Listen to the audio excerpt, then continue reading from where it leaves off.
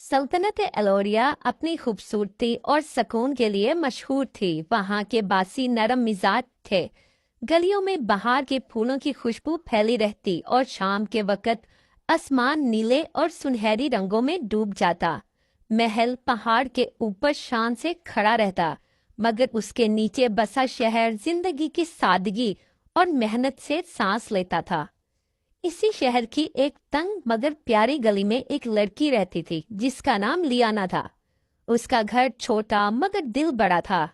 खिड़की के करीब रखा पुराना मताले का मेज, दीवार पर लटकी चंद तस्वीरें और एक पुराना सा फानूस, यही उसकी दुनिया थी। वो अपनी माँ के बाद अकेली रह गई थी, मगर उसके चेहरे पर हमेशा उम्मीद की रोशनी झलकती रहती थी। लियाना एक खूबसूरत, ज़हीन और खुददार लड़की थी। उसकी आंखों में ख्वाबों का समंदर था और दिल में सुकून का जहां। वो दिन में यूनिवर्सिटी में पढ़ती और शाम को मुख्तलिफ तकरीबात में डांस करके अपनी तालीम का खर्च उठाती। कभी मेहंदी के फंक्शन में डांस करती, कभी मंगनी पर। वो वहीं देखी जाती, सादा लिबास में मगर चेहरे पर रोशनी के साथ। वो किसी के लिए तफरीह थी मगर अपने लिए इज्जत की कमाई। उसकी सरबराह एक चालाक मगर तजर्बाकार औरत थी, मैडम एलिसा। एलिसा अपनी फनकार लड़कियों को आला तबके की तकरीबात में ले जाती थी, मगर उनके लिए दिल में एहतराम नहीं रखती थी। वो अक्सर कहती, मोहब्बत और फन दोनों कमजोर कर देते हैं। दूसरी तरफ महल में शहजादा एंड्रियन रहता था, एक ऐसा जवान जिसके पास सब कुछ था मगर दिल में कुछ भी नहीं। महल की शानो शौकत, लोगों की तारीफें, तख्त की जिम्मेदारी, सब कुछ उसके लिए एक बोझ बन चुका था। वो अक्सर महल की बालकनी से नीचे शहर को देखता और सोचता कि हकीकी जिंदगी वो है जो उन गलियों में धड़कती है, ना कि महल की दीवारों में। उसका दिल किसी सच्चाई, किसी सादगी और किसी ऐसे एहसास का मुतलाशी था जो बिना दिखावे के हो। एक दिन महल में बादशाह के करीबी दोस्त के बेटे की शादी थी। शहर भर में जश्न था और तकरीब के लिए एलिसा का ग्रुप बुलाया गया। वो सब अपने बेहतरीन लिबास और साजो सामान के साथ पहुंची। हाल रोशनियों से जगमगा रहा था। जब लियाना स्टेज पर आई तो जैसे फिजा में खामोशी छा गई। उसके हर अंदाज में नरमी, हर मुस्कुराहट में वकार था। शहजादा एंड्रियन जो कोने में बेजार बैठा था, पहले ही नजर में मशहूर हो गया। वो एक लम्हे के लिए सब कुछ भूल गया, महल, ताज, दुनिया, सब। ऐसे लगा जैसे वक्त रुक गया हो और उसकी जिंदगी की पहली सच्चाई सामने खड़ी हो। महफिल खत्म होते ही एंड्रियन उससे ढूंढने निकला, मगर वो जब उस हिस्से में पहुंचा जहां वो सब मौजूद थे, तब तक वो जा चुकी थी। उसके कदमों की चाप, खुशबू और रोशनी का अक्स बस याद बनकर रह गया। उस रात एंड्रियन ने नींद नहीं ली। उसके दिल में एक अजीब सी बेकरारी थी, जैसे कुछ अधूरा रह गया हो। चंद महीने गुजर गए। फिर एक दिन यूनिवर्सिटी की ग्रेजुएशन तकरीब थी, जहां एंड्रियन मेहमान खसूसी के तौर पर मदऊ था।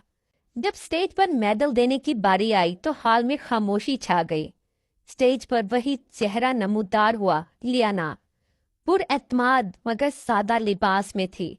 चेहरे पर वही सुकून और निगाहों में वही रोशनी। एंड्रियन के हाथों में मेडल लरस गया। जब उसने लियाना को तमगा दिया तो उसकी नजरें चंद लम्हों के लिए मिलीं और वक्त फिर ठहर गया। तकरीब के बाद एंड्रियन ने उससे मुलाकात की ख्वाहिश की।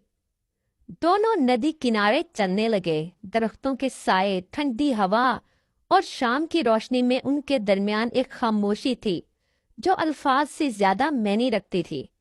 एंड्रियन ने धीरे से कहा, मैंने तुम्हें पहली बार उस रात देखा था। तुम्हारे अंदाज में एक सच्चाई थी। मैं तब से तुम्हें ढूंढ रहा हूँ। लियाना ने नजरें झुकाईं। मैं आम लोगों की दुनिया से हूँ शहजादे। आपकी जिंदगी मेरे जैसे लोगों की गुंजाइश नहीं रखती।